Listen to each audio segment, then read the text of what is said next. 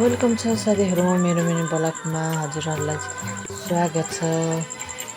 हामी चाहिँ जङ्गलतर्फ खानासाना खाएर जङ्गलतर्फ लाग्यौँ साथीहरू। जङ्गल चाहिँ हामी घाँस दाउरा खोज्न गएको सबैजना भएर 4-5 जना भएर।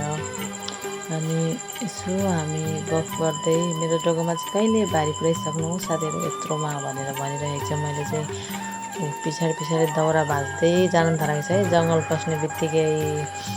अनि आन्टीहरू ठुलो मम्मी शोभा सबैजना भएर हामी जाँदैछौँ जङ्गलतर्फ। आन्टीले हाई गर्दै हुनुहुन्छ।